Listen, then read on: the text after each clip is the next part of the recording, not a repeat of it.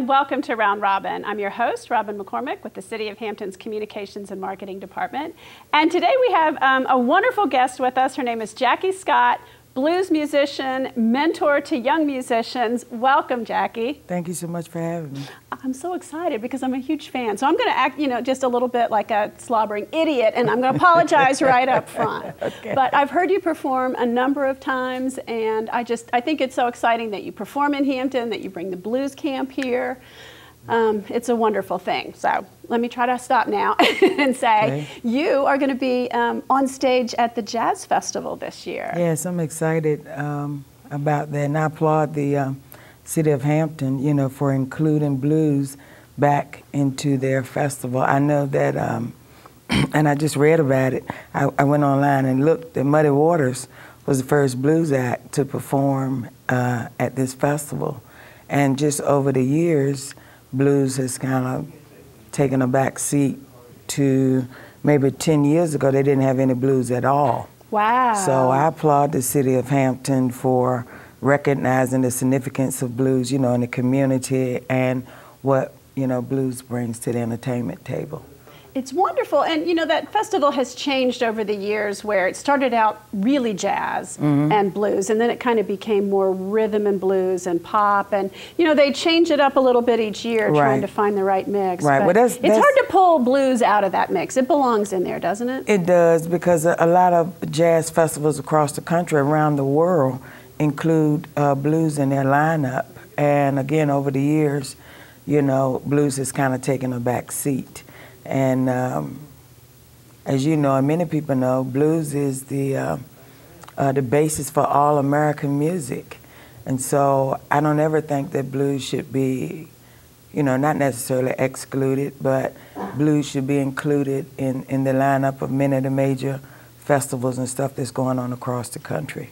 Well, and you performed, well, let's see, you were the first act, if I remember correctly, at the Hampton History Museum's kind of a front porch series, which really focuses on roots music and kind of authentic music. It was wonderful that you kicked off that series. But talk a little bit more about why blues is such an American art form, so much a part of our history. Well, as far as I'm concerned, I really discovered blues listening to gospel. As I was telling you earlier, my daddy was a mechanic, and I used to listen to him sing while he was working on cars, and most of the time it was gospel, music. And from there, I just got some light bulb went off, and I made the connection between blues and gospel, and it is the basis for most music, in America, from country to rock and roll. It just kind of morphosized over the years as the generations passed. So it's important, I think, that we have a good foundation, even with the blues kids, the kids we're teaching them blues.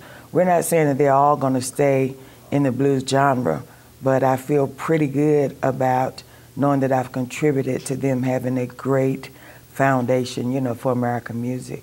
Well, let's talk about the blues camp for a minute, because that you personally, basically, with a lot of hard work and persuasion, brought that to Hampton last year. It's a national camp. They have it in Chicago every year, and I think one or two other locations. Right. And you brought it to Hampton. Well, the reason I brought it to Hampton, with Professor Jones, who teaches at Columbia College, it was his baby. And I connected with him early on, in my quest to learn more about the blues. And, after attending a couple of camps and going back and forth to Chicago, I was like, well, I want to camp here. Right. And so I went to the board, the Blues Kids Foundation, which is a 501c3 foundation. And I went to the board and they said, I've been going around to all these other camps seeing these wonderful kids. We have some great kids here in Hampton. And I said, my goal is to make Hampton the kind of East Coast hub for blues kids. Because eventually we have over 125 kids that attend in Chicago. And so it's going to get to a point where that we can't take all of those kids. That's right. And so we're just going to have maybe 4 satellite camps. We would cover the East Coast. One in Texas would cover, South and California, West Coast, and Minnesota, somewhere like that, to cover the North, and then the main hub. They all meeting up in Chicago. So my goal is to make Hampton the home of the blues. It's wonderful, and you guys use the American Theater. Yes. And let's be honest, you gave a bunch of free performances last year. I know they were at Block Party, I know they were at the History Museum. I think they did a big concert at the theater, right. which I missed. Well, usually they do, we do the camp the whole week. It starts on Monday, July the 21st, and on that Friday is when they have their big gala. So they get to dress up and work with their particular groups of bands that they've worked with, you know, throughout the week. And last year, I performed at the Hampton Block Party, and so I invited the kids to come out and play. I'm not sure if that's going to happen again this year, but I'll be playing in Port Warwick. I think it's July 23rd, which is on a Wednesday.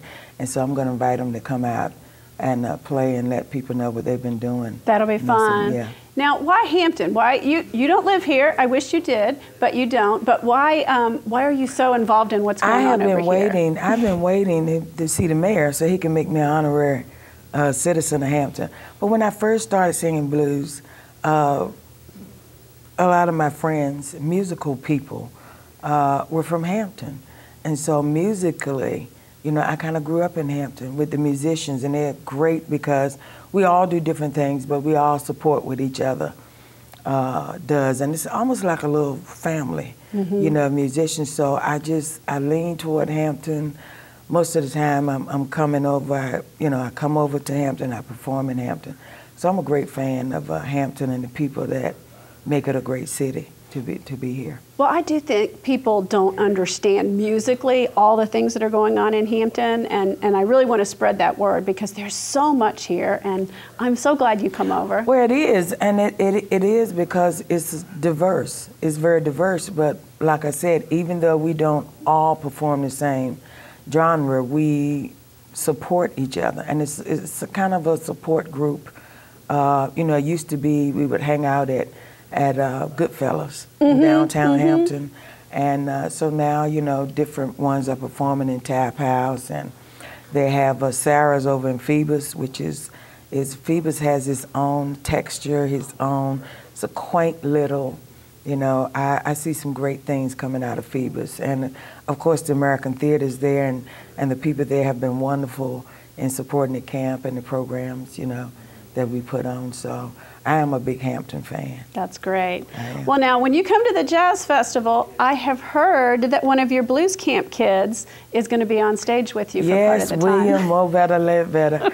I met Ledbetter, several years ago, and he is such a wonderful young man, excellent student, clean cut, well-mannered, and he loves blues.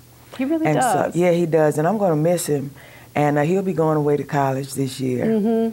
And so I thought what a wonderful way to, a graduation present would be to get him to perform in his home city in the Hampton Coliseum. Yeah, in a packed Coliseum. Now, can you imagine if you were, did you ever perform like that when you were 18? He's amazingly poised. No, I didn't. My first, we were talking about this earlier, first time I sung in church, I might have been 11 or 12, and it was horrible. It was horrible. I felt so bad. I made up this award to give a couple of the kids last year called a Broken Promise Award. And the reason I came up with that was because and it was just nerves. I was just nervous, and it was horrible. I mean, it was a song that I knew I could sing it in my sleep. And I got up in front of people, and I just got nervous. I forgot the tune, the tempo, and I swore I would never do that again. And it was 10 or 15 years before I ever sung in public again. Oh, wow. And so part of the thing with working with the kids is that I never want them to experience that. I never want them to feel that because they messed up or because they got nervous that they'll never do it again, because I spent 10 or 15 years not doing something that I really enjoyed. That you love, exactly. Yeah, so that's how my approach is to the camp. Some kids are born with the gift, some develop it, some have it but don't know they have it, and so we get an opportunity to give them that confidence that they don't have, the confidence that I didn't have, at 10, 11, 12 years old. And so it's a wonderful thing to watch the flower bloom. That's great. Camp. Now, what about your career now? Are you mostly performing locally? Are you traveling on circuits? What do you see in your future after the Jazz Festival? After the Jazz Festival, I'm really going to take a real break and focus on finishing up a new CD. Okay. Which is going to be called Hell on Heels. You like that? I'm buying it already. Absolutely. Absolutely. But I really, you know, with doing the camp, because it was kind of my baby, you know, Professor Jones handed the ball to me and said, okay, you want a camp there, go for it. And so it was a lot of work, you know, trying to get sponsors and get a place to have the camp and to make sure that we had the backing of the community and the musical community. And they have been wonderful, you know, on this side of the water and the other side of the water as well. We've had jams at Mojo Bones in Ocean View, and the kids are allowed to come out and meet the adult performers in this area that do blues, and they have enjoyed that immensely. They've gotten a lot of wonderful advice and a lot of kudos, and that means so much to them. So, you know, in doing that, I was always just running. Right, and always so focused on being the mentor rather than... Right, and I you know, I asked that the camp be here, so I wanted to make sure that it was successful. And so now this year, and Mrs. Ledbetter, William Ledbetter, mother, will be helping. And so, you know, it'll eventually get to the point where that it will kind of run freely. We're always looking for sponsors, you know.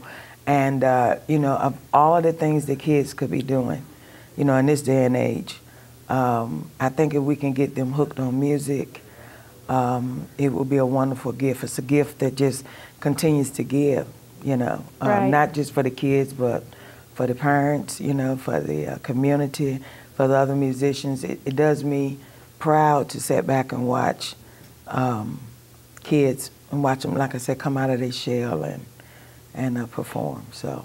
Well, thank you so much. And I'm looking forward to your CD and to the Jazz Festival and to the Blues Camp. It's just going to be a summer of blues around here, isn't it? That's a wonderful thing. Thank you, Jackie. Thank you so much. Thank you so much for having me. And thank you for watching. I hope you will view Jackie Scott and the House Wreckers and William Ledbetter at the Jazz Festival or later this summer when the Blues Camp kids perform, because there's a lot to look forward to. Thank you.